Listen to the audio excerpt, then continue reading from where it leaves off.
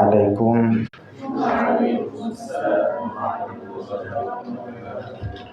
Alhamdulillahi Rabbil Alamin. Lahul ni'matu wa lahul fadlu wa lahul thana'ul hasan.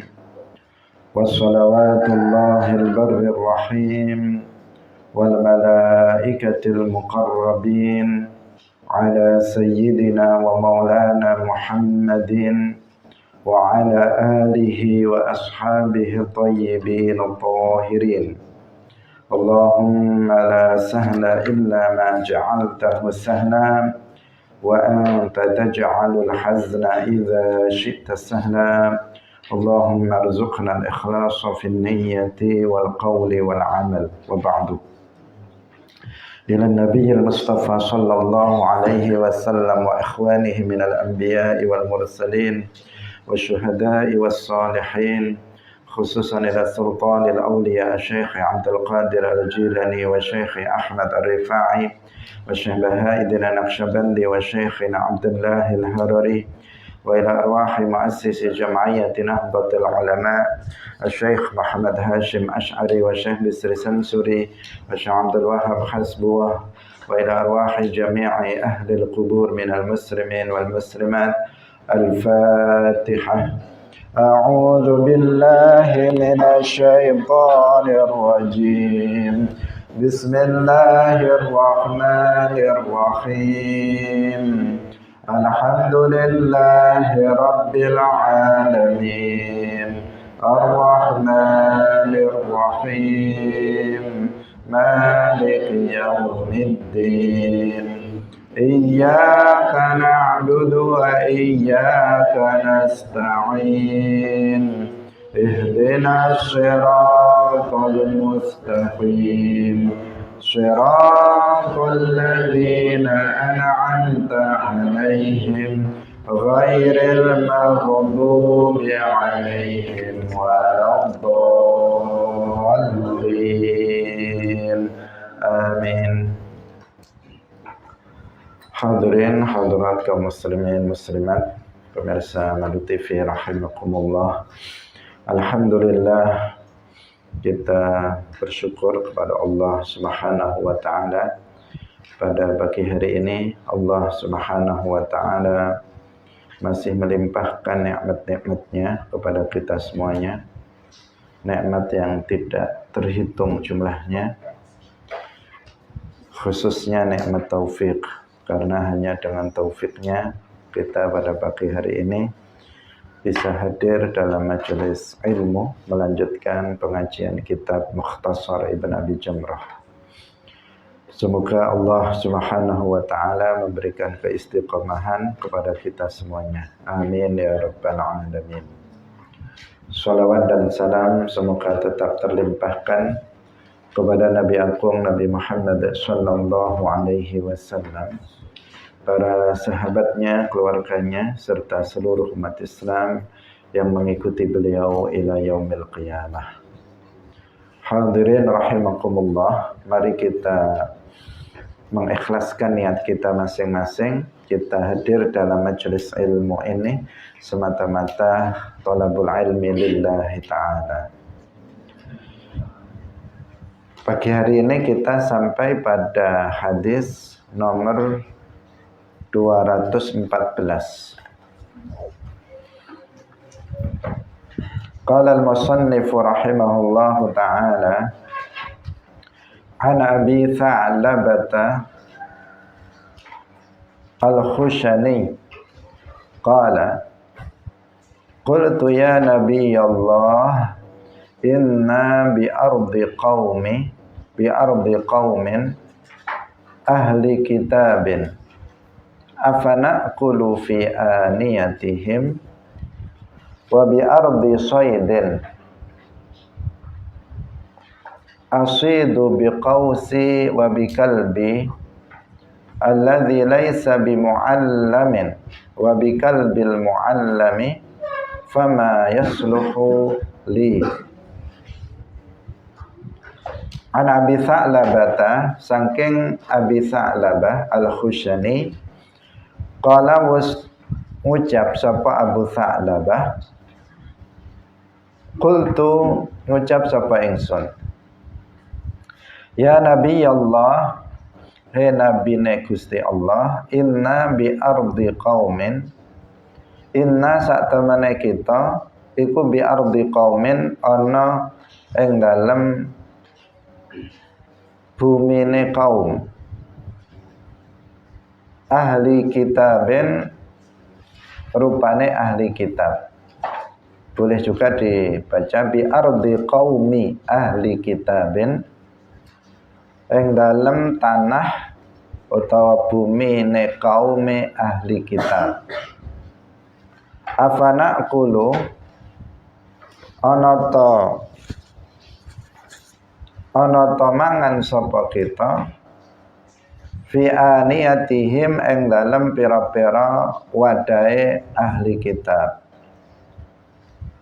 Wa bi ardi saydin, lan ing dalem tanahe buruan, asidu berburu sapa ingsun biqausi kelawan panah ingsun, wa bikalbi lan kelawan asu ingsun, alladzi kang laisa kang ora ana sapa alladzi iku bimuallamin kelawan kang den ulang, wa biqalbi lan kelawan asu ingsun al muallami kang den ulang. Fama mongko apa yasluhu kang layak apa ma li kedue ingsun. Kala jawab sapa Kanjeng Nabi, amma ma zakarta, amma ma anapun utawi barang zakarta kang wis nyebut sapa sira min aniyati ahlil kitabi, saking pira-pira wadai ahlil kitab, fa in wajadtum mongko lamun nemu sapa sira kabeh ghairaha ing sakliyane aniyati ahlil kitab, fala ta'kulu mongko aja mangan sapa sira kabeh fiha ing dalem aniyati ahlil kitab. Wa illam tajidu, lan lamun ora nemu sapa sira kabeh ing liyane aniyati ahlil kitab, farsiluha mongko basuh sapa sira kabeh ing aniyatu ahlil kitab. Wa qulu lan mangan sapa sira kabeh fiha ing dalem aniyatu ahlil kitab. Wa malan utawi barang to hayawan sita kang wis berburu sapa sira biqausika kelawan panah sira, fa zakarta nuli nyebut sapa sira kabeh ismallahi sapa sira ismallahi ing asmane Allah, alaihi ing atase kaus, fakul mongko mangana sapa sira. Wa malan utawi barang atau hayawan sita kang wis berburu sapa sira bikalbika kelawan asu sira al muallami kang den ulang, fa zakarta nuli nyebut sapa sira ismallahi ing asmane Allah, alaihi ing atase kalbikal muallam, fakul mongko mangana sapa sira. Wa malan utai barang sita kang buru sapa sira bikalbika kelawan asu sira ghairil muallami kang ora den ulang, fa adrakta nuli nemu sapa sira kabeh sapa sira zakatahu ing beleh ma, fakul mongko mangana sapa sira. Hadirin rahimakumullah. Hadis ini menjelaskan kepada kita tentang beberapa hal yang berkaitan dengan makanan yang halal atau makanan yang haram. Diriwayatkan dari Abi Tha'labah Al-Khushani bahwa beliau itu bertanya kepada Rasulullah sallallahu alaihi wasallam, Beliau berkata, wahai Nabi Allah, kami berada di daerah ahli kitab. Jadi kami berada di daerah yang di situ kebanyakan orangnya itu adalah ahlu kitab. Ahlu kitab itu siapa? Al-Yahud wan Nasara. Orang-orang Yahudi dan orang-orang Nasrani. Jadi mayoritas penduduknya di situ adalah ahlul kitab. Nah, seperti di daerah kita di Indonesia secara umum mayoritas Muslim. Tetapi ada daerah-daerah tertentu, kampung-kampung tertentu, desa-desa tertentu yang di situ kebanyakan penduduknya itu non-Muslim, atau misalnya orang-orang ahlul kitab dari kalangan kaum Nasrani. Sedangkan orang-orang Nasrani dari sisi makanan yang mereka makan, sebagian kan berbeda dengan kita. Misalnya mereka makan daging anjing, mereka makan daging babi, misalnya. Itu makanan yang mereka makan, yang itu bagi kita hukumnya adalah haram. Bukan hanya haram, bahkan dagingnya itu adalah najis. Bukan sekedar najis biasa, tetapi najisnya najis mughallawah. Nah, maka di sini Abu Tha'labah bertanya, kami berada di daerah yang kebanyakan penduduknya itu ahlul kitab, Yahudi atau Nasrani. Apakah kami boleh makan dengan wadah mereka? Kalau minum pakai gelas mereka apa boleh? Kalau makan pakai piring mereka, apakah itu diperbolehkan? Abu Tha'labah bertanya kepada Rasulullah Shallallahu Alaihi Wasallam. Pertanyaan yang pertama. Pertanyaan yang kedua, kami berada di tanah atau di daerah perburuan, artinya mungkin di hutan atau di hutan atau di padang pasir, misalnya, yang di situ dia berburu binatang buruan. Berburu misalnya binatang buruan seperti burung misalnya, atau berburu rusa, atau berburu binatang-binatang yang halal untuk dimakan. Dan aku berburu yang pertama dengan menggunakan panah, dan juga berburu dengan anjing, menggunakan anjing yang tidak terdidik. Ada anjing yang terdidik dan ada anjing yang tidak terdidik. Terdidik artinya bukan disekolahkan, bukan anjing yang disekolahkan, tetapi anjing yang sudah diajari oleh pemiliknya untuk berburu binatang buruan, yang sudah terlatih. Nah, mungkin bahasanya lebih pas, bukan terdidik, tetapi yang sudah terlatih. Meskipun bahasa Arabnya juga hampir juga sama dengan mu'allam. Mu'allam itu yang diajari, yang dia sudah diajari, yang dia sudah dilatih untuk berburu. Ada anjing yang belum dilatih untuk berburu. Fama yasluhuli, nah, maka apakah itu layak untukku? Artinya apakah itu halal bagiku nanti binatang yang hasil dari buruan tersebut? Qala, Nabi kemudian menjawab semuanya. Pertanyaannya langsung banyak ya, bukan hanya satu pertanyaan, tetapi langsung diborong pertanyaannya 1, 2, 3, 4. Berapa nih? Yang pertama, hukum makan dengan wadah ahlul kitab.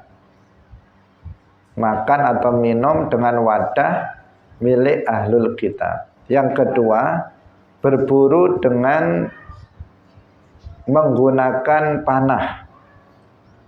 Yang ketiga, berburu dengan menggunakan anjing yang sudah dilatih. Yang keempat, berburu dengan binatang, berburu dengan anjing yang sudah terlatih, atau terbalik. Yang ketiga tadi apa? Yang ketiga yang terlatih, yang keempat yang tidak terlatih. Itu bagaimana? Nah, satu persatu Rasulullah Shallallahu Alaihi Wasallam menjawab. Amma ma dzakarta min aniyati ahlil kitab fa in wajadtum ghairaha fala taqulu fiha. Tentang masalah wadahnya ahlul kitab, gelas, piring dan sebagainya, maka jika kamu mendapatkan wadah selain itu, maka janganlah kalian itu memakan, atau janganlah kalian makan dengan menggunakan wadahnya ahlul kitab. Jadi jika, nah di sini jika, jadi kalian berada di daerah ahlul kitab, kemudian kalian mendapatkan wadah selain milik ahlul kitab. Misalnya di situ ada yang muslim, kemudian kamu bisa mendapatkannya, bisa mendapatkan wadah selain milik ahlul kitab. Maka di sini janganlah kamu memakan dengan menggunakan wadahnya orang-orang Nasrani atau Yahudi. Tetapi di sini bukan larangan haram, bukan larangan yang haram, tetapi larangan yang bermakna makruh. Sebaiknya kalau kamu itu mendapatkan, kamu bisa menemukan wadah selain milik ahlul kitab, maka janganlah kamu memakai gelas atau piring wadah mereka. Karena ada yang lain, maka pakai yang lain saja. Nggak usah pakai wadahnya ahlul kitab. Nah, tapi kalau kalian misalnya tidak mendapatkan wadah lagi selain wadah milik ahlul kitab, maka basuhlah wadah itu, kemudian buatlah untuk makan. Nggak apa-apa, untuk makan, untuk minum itu tidak apa-apa. Jika memang nggak ada yang lain, adanya cuman wadah milik orang Nasrani misalnya, maka kamu basuh wadah itu, kemudian kamu boleh menggunakan wadah tersebut untuk makan atau untuk minum. Ini dalam kondisi seseorang memang nggak tahu bahwa wadahnya itu sudah dipakai untuk misalnya untuk makan babi atau enggak, makan anjing atau enggak, itu enggak tahu. Zahirnya itu wadah gitu saja. Tetapi kan ada kemungkinan. Di sini ada kemungkinan wadah itu kalau misalnya piring bisa jadi untuk makan yang di situ lauknya babi, bisa jadi. Bisa jadi seperti itu. Atau dia minum minuman yang bisa jadi minumannya di situ adalah dia minum khamr yang najis, bisa jadi. Intinya apa? Bisa jadi. Tapi dia nggak tahu yang sebenarnya. Atau dia pakai panci, yang pancinya tadi untuk godok babi misalnya, bisa jadi. Kenapa? Karena memang bagi mereka itu mereka memakannya. Karena mereka memakan itu, maka bisa jadi wadah itu dipakai untuk untuk mengolah babi, anjing, untuk minum khamr dan sebagainya. Ada kemungkinan tersebut, tetapi kita nggak tahu secara pasti karena kita baru datang di tempat itu. Secara pasti apakah wadah itu sudah dipakai untuk masak babi, untuk makan dengan daging babi, kita nggak tahu itu. Maka dalam kondisi seperti ini tadi apa? Jika kita bisa mendapatkan wadah yang lain, pakai wadah yang lain sebaiknya. Meskipun kalau seandainya kita pakai wadah itu juga diperbolehkan. Tapi kalau misalnya kalau misalnya kita mendapatkan wadah yang lain, sebaiknya pakai wadah yang lain. Jika tidak, maka dibasuh sebentar, kemudian dia boleh makan dengan wadah tersebut, boleh minum dengan wadah tersebut, boleh masak dengan wadah tersebut. Tapi jika dia tahu persis waktu dia ke situ, dia sahibul baitnya itu lagi makan babi, misalnya pakai piring itu. Habis itu terus piringnya ini untuk kamu gantian misalnya. Nah, di sini sudah tahu secara pasti bahwa piring itu kena najis mughalladhah. Maka di sini nggak boleh dia langsung pakai piring itu, karena jelas-jelas piringnya kena najis. Kalau yang pertama tadi kan belum jelas, tapi ada kemungkinan. Karena bisa jadi piring itu masih baru, belum dipakai sama sekali. Atau bisa jadi orang Nasraninya itu misalnya meskipun dia orang Nasrani tapi dia nggak doyan makan babi, kan bisa saja. Seperti saya orang Islam, makan ayam boleh, tapi saya nggak pernah makan ayam. Makan ayam sebenarnya kan boleh bagi Muslim, tapi saya nggak doyan makan ayam karena nggak enak. Jadi itu namanya berarti saya punya wadah tapi nggak pernah untuk makan ayam, kan seperti itu. Bisa jadi dia orang Nasrani, orang Kristen, tapi nggak pernah makan babi karena dia nggak doyan sama makan babi, dia nggak doyan. Nah ini kan bisa jadi terjadi seperti itu. Atau dia baru saja beli piring yang baru yang belum pernah dipakai. Atau bisa jadi dia orang Nasrani yang dia paham nanti kalau untuk orang Islam tetangganya yang Muslim maka dia pakai piring yang khusus. Ada yang kayak begitu, yang dia toleran, kemudian dia menyediakan untuk yang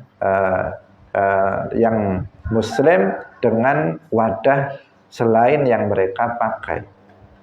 Banyak sekarang di Indonesia yang mereka sebut sebagai toleransi, banyak mereka melakukan hal-hal yang seperti itu. Bahkan terkadang mereka mengirimkan daging itu disembelih. Dia nyuruh tetangganya yang Muslim untuk menyembelih karena ini akan dibagikan kepada yang Muslim.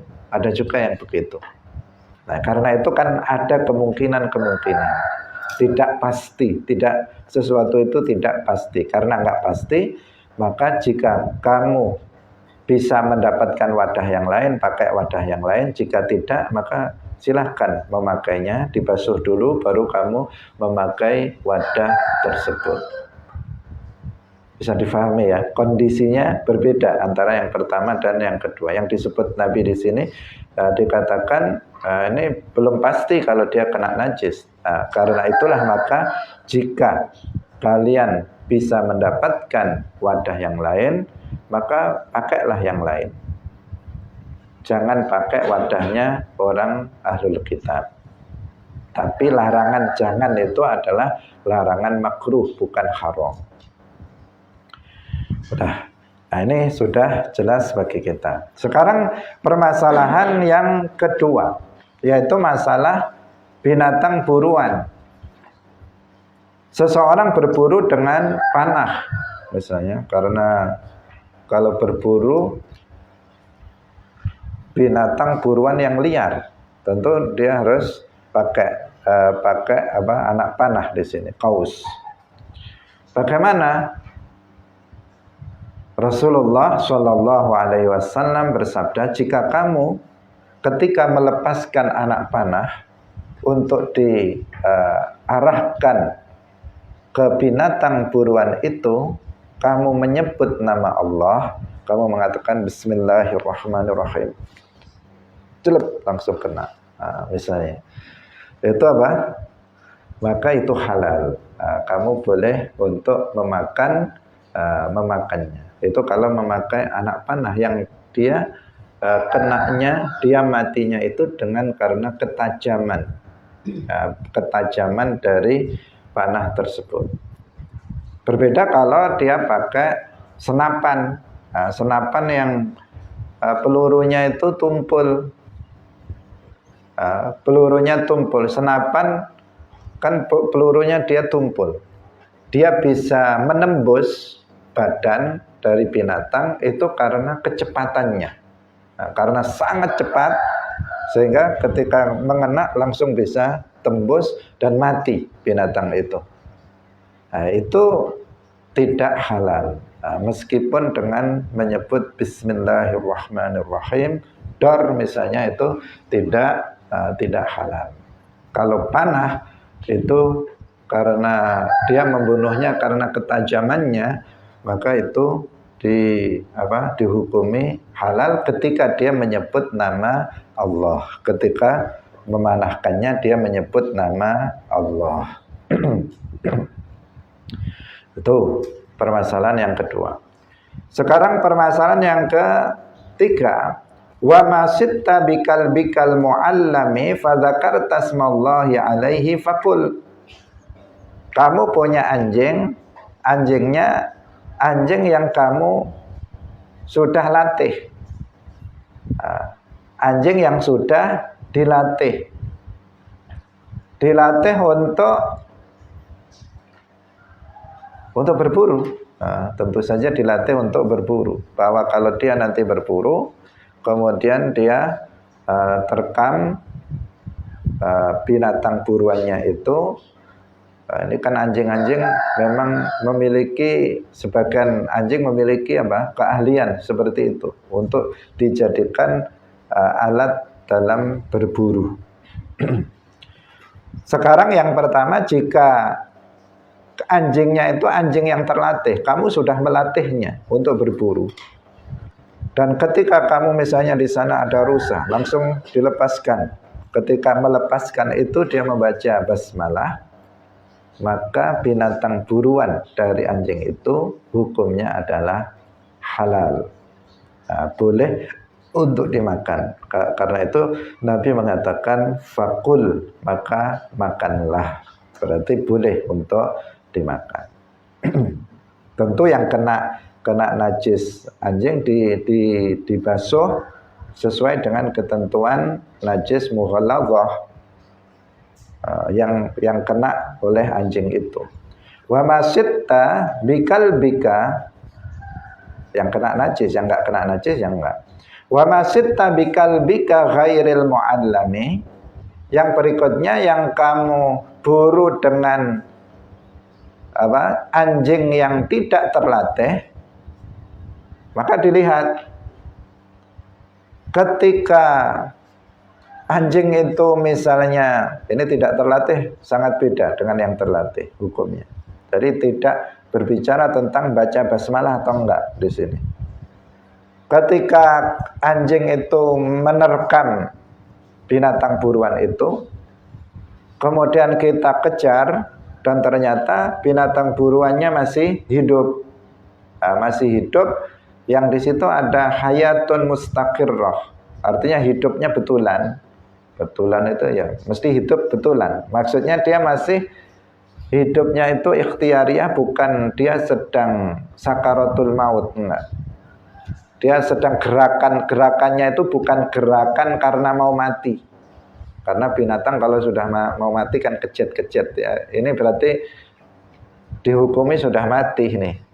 Meskipun belum mati, tapi dia sudah kejet-kejetnya itu karena mati. Kalau gerakannya itu bukan karena akan mati, tetapi karena ya usaha dia sendiri untuk bergerak, yang menandakan dia masih hidup. Jika masih ditemukan itu kemudian orang itu sempat menyembelihnya, maka hukumnya adalah halal. Tetapi jika ketika dikejar kemudian didapati binatang buruan itu sudah mati, maka tidak halal. Karena anjingnya anjing yang tidak terlatih. Anjingnya bukan anjing yang terlatih. Jadi dibedakan antara anjing yang terlatih dan anjing yang tidak terlatih. Jika terlatih, maka dibaca basmalah, maka binatang buruannya itu menjadi halal meskipun didapati sudah mati. Kemudian yang kedua, jika binatangnya itu tidak terlatih atau anjingnya tidak terlatih, maka dilihat jika binatang buruannya itu masih hidup, hidupnya itu hidup yang mustaqirrah, dia masih bisa gerak-gerak, yang gerakannya itu gerakan yang bersifat ikhtiariyah, yang dengan kesengajaan dari binatang tersebut. Seperti kamu gerak-gerak gini kan gerak-gerak bukan mau mati, ya kan? Tetapi gerakan yang apa? Gerakan yang muncul dari kehendak dari binatang itu, maka itu kemudian bisa menyempatkan untuk menyembelihnya, maka itu halal. Tetapi jika ketika kita temukan sudah klepek mau mati, sudah kejet-kejet, kemudian meskipun kamu sembelih, maka itu hukumnya tidak halal, haram. Sama seperti misalnya ada ayam di jalan ketabrak mobil atau ketabrak sepeda motor. Kemudian dia kejet-kejet, masih kejet-kejet, tapi kejet-kejet mau mati. Nggak bisa kamu sembelih terus kamu makan, nggak bisa. Karena apa? Dia gerakannya itu mau mati. Bukan gerakan yang gerakan hidup, bukan. Tapi kalau dia ditabrak sepeda, kakinya, sehingga kakinya menjadi pincang. Tapi dia masih hidup, masih bisa hidup, karena kakinya yang kena. Terus kamu sembelih ayam itu, maka itu halal, boleh untuk dimakan. Bisa membedakan ya, bisa membedakan. Jangan ini masih gerak kita sembelih saja, geraknya gerak, dia gerak mau mati itu. Meskipun kita buru-buru menyembelihnya, itu tetap hukumnya haram.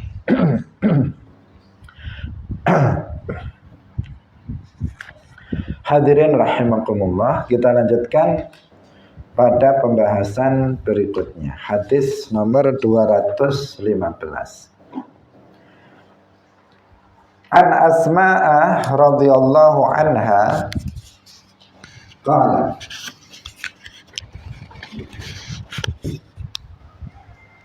An Asma'ah radhiyallahu anha qalat wasdawa sapa Asma radhiyallahu anha dzabahna wasbillah sapa kita ala ahdi Rasulillah ing atase mangsane Rasulullah sallallahu alaihi wasallam farasan ing jaran wa nahnu lan utawi kita iku bil Madinati ing dalem Madinah fa akalnahu nuli mangan sapa kita ing faras.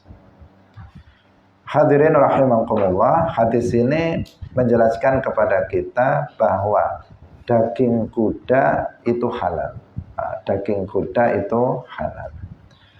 Diriwayatkan dari Asma radhiyallahu anha bahwa beliau berkata, kami menyembelih kuda di masa Rasulullah sallallahu alaihi wasallam di Madinah.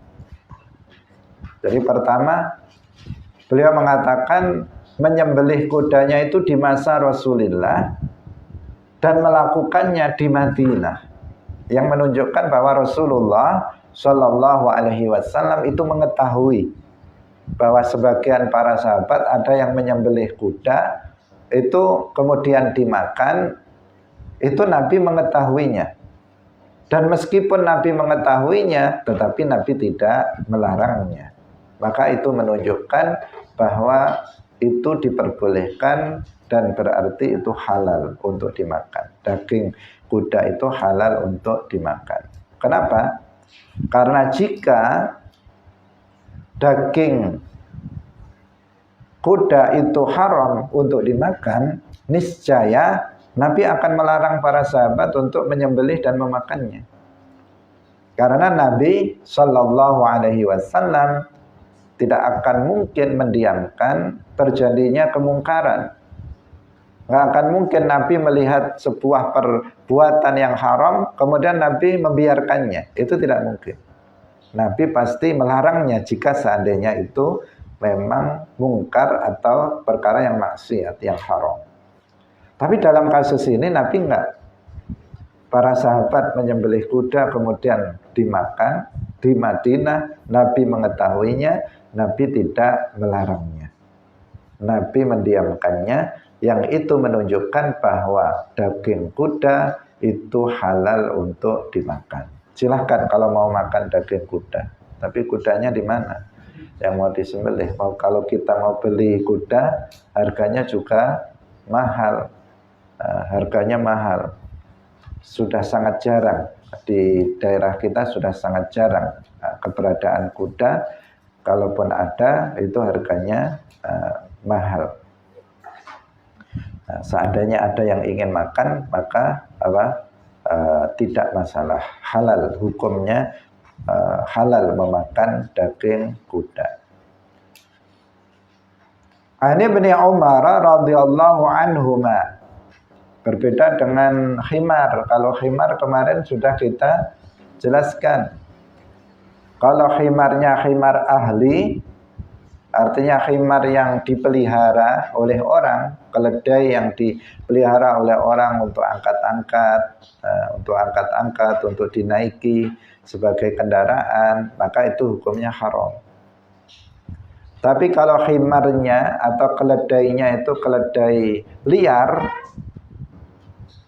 liar yang dalam bahasa kita itu zebra, seperti kuda, tetapi dia warnanya lorek-lorek, maka itu hukumnya halal untuk dimakan. Dagingnya halal untuk dimakan.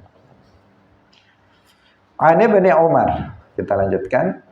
Ani bin Umar radhiyallahu anhuma annahu satamana Ibnu Umar, Abdullah Ibnu Umar.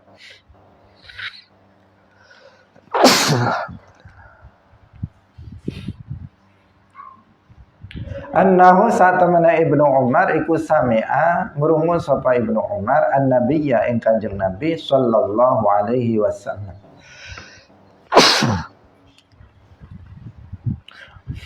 Yanha ngelarang sapa Kanjeng Nabi sallallahu alaihi wasallam antus baro yantoten keker apa bahimatun binatang ternak.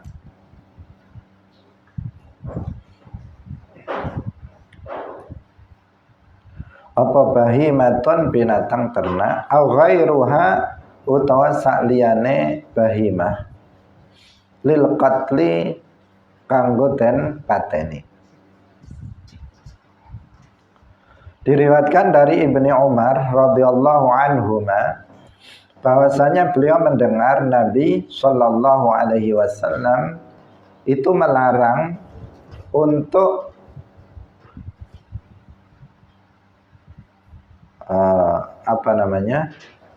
untuk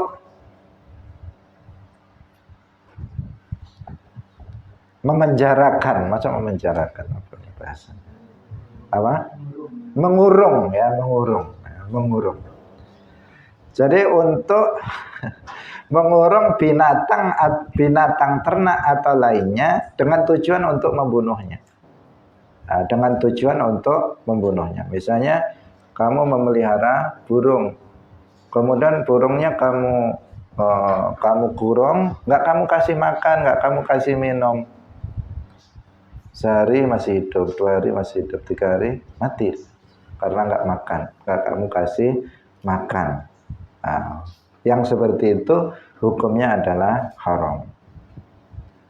Atau kamu misalnya sapi, kamu kurung sapi nggak kamu lepaskan, atau kambing nggak kamu lepaskan. Ini yang dimaksud bahimah, binatang ternak. Sengaja kamu kurung dan kamu ikat, kamu kurung, tidak dikasih makan, tidak dikasih minum, sehingga dia mati dengan sebab itu. Maka perbuatan yang dilakukan itu perbuatan yang haram, maksiat, kemaksiatan, dosa, tidak boleh dilakukan oleh kita. Au ghairaha, atau selain binatang ternak, misalnya seseorang mengurung kucing karena kucingnya suka nyuri ikan asin kita, atau ikan asin dia sering dicuri sama dia. Tadi habis masak mau dimakan, sudah pengen sekali makan tapi masih misalnya sholat dulu, habis sholat sudah habis dimakan kucing misalnya. Kan kecewanya kecewa berat, akhirnya kucingnya ditangkap, kemudian dikurung sampai mati, nggak dikasih makan. Maka perbuatan yang seperti itu hukumnya juga haram, meskipun itu seekor kucing misalnya, atau binatang-binatang yang lainnya. Jadi mengurung binatang, apakah binatang ternak atau yang selain binatang ternak, dengan tujuan untuk membunuhnya, maka itu hukumnya haram. Hukumnya haram, tidak diperbolehkan perbuatan seperti itu. Dan ini merupakan atau menunjukkan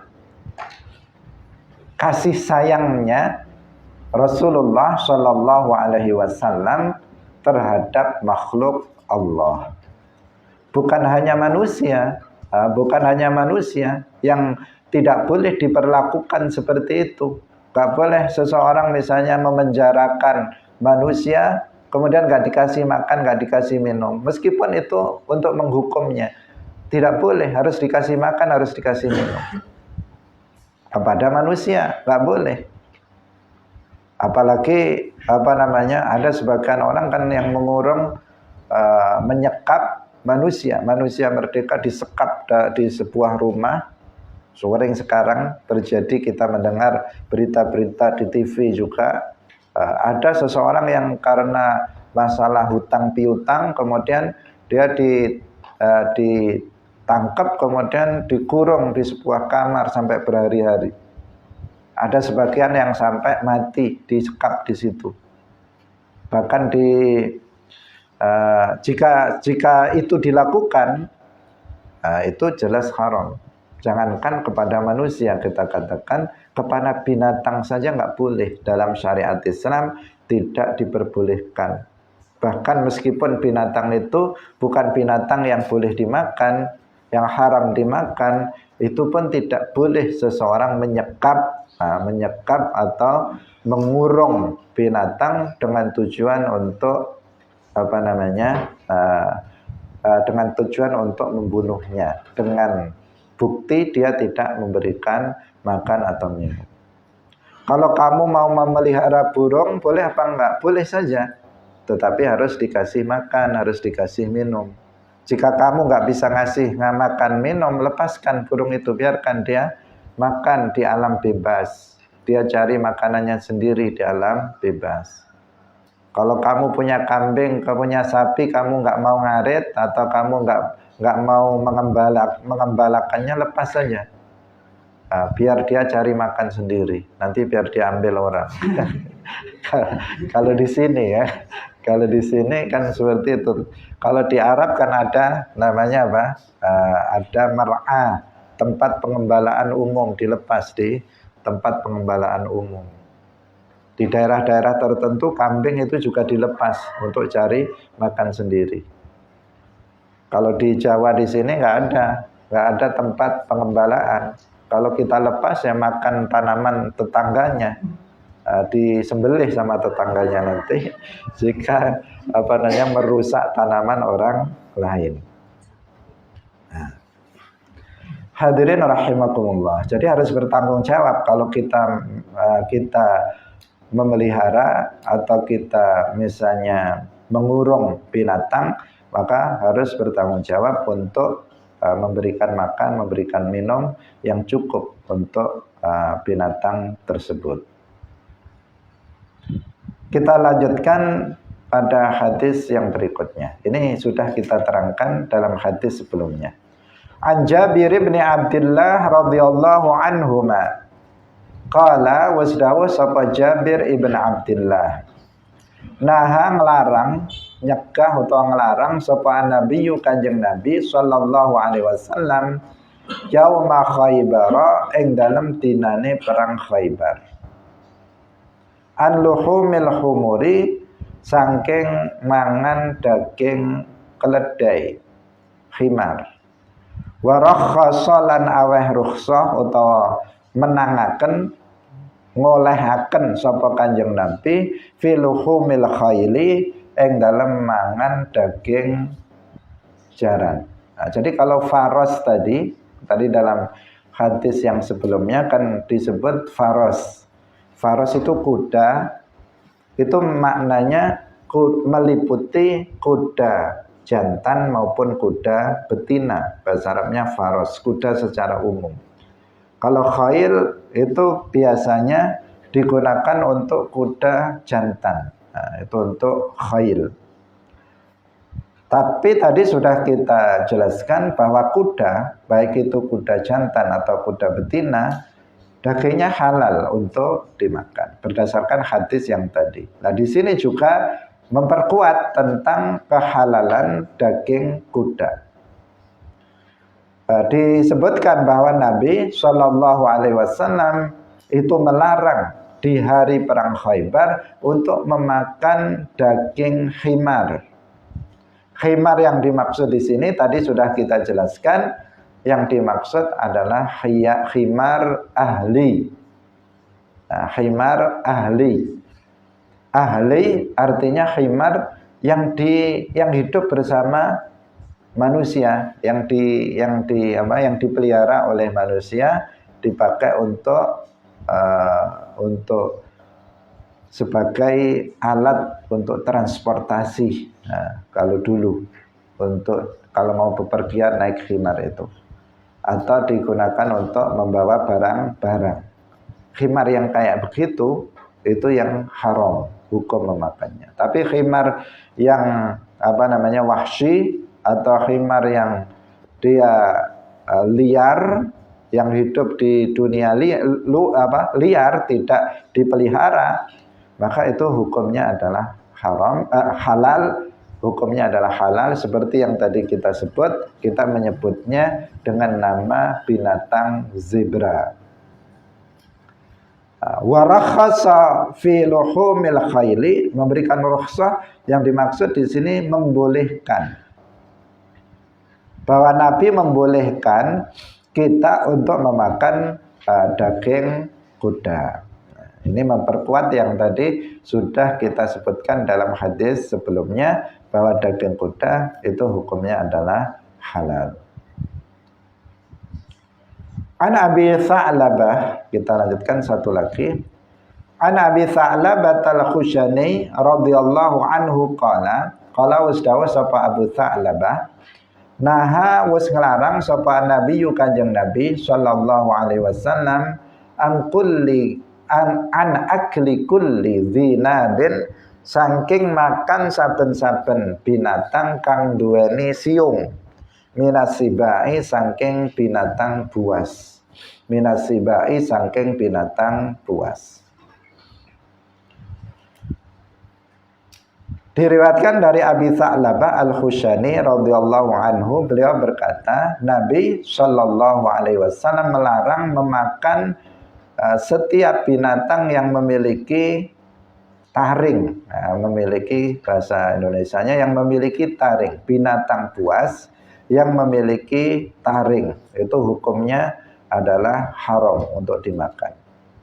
Misalnya harimau dengan berbagai macam jenisnya, singa, itu yang ada taringnya di sini. Di sini ada gigi, yang sebelah sini itu namanya gigi taring.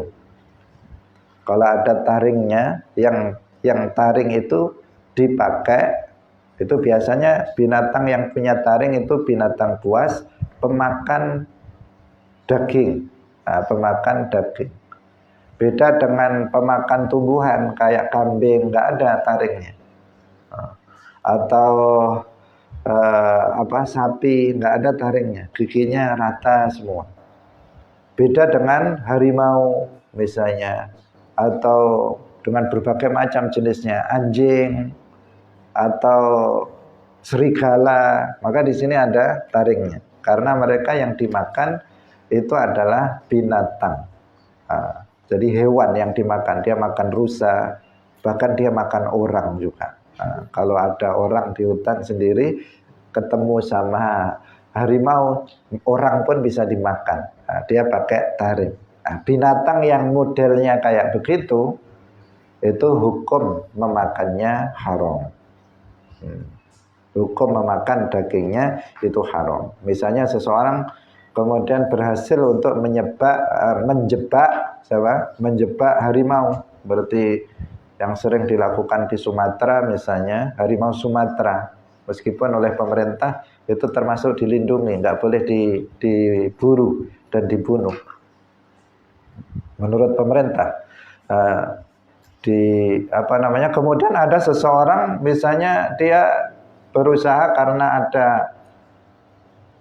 ada harimau yang datang ke kampung misalnya, ada harimau datang ke kampung, maka kemudian berusaha untuk dijebak dengan dikasih bebek misalnya, karena biasanya makan bebek, kalau makan ayam dan sebagaimana, karena di hutan makanannya sudah nggak ada, sehingga dia datang ke kampung, kemudian dibuat jerat-jerat, yang kemudian tertangkap harimau itu, nggak boleh dimakan, nggak boleh untuk dimakan dagingnya, nggak boleh disembelih kemudian dimakan, itu tidak diperbolehkan.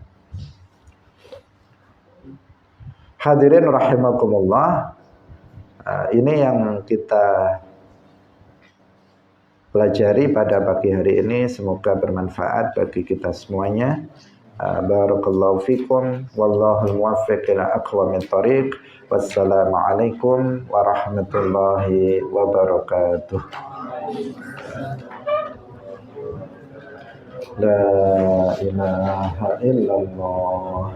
Allahumma salli ala sayyidina Muhammad wa ala alihi wa sahbihi wa sallim. Rabbi ghfirli wa liwalidayya wa lil mu'minina wal mu'minat.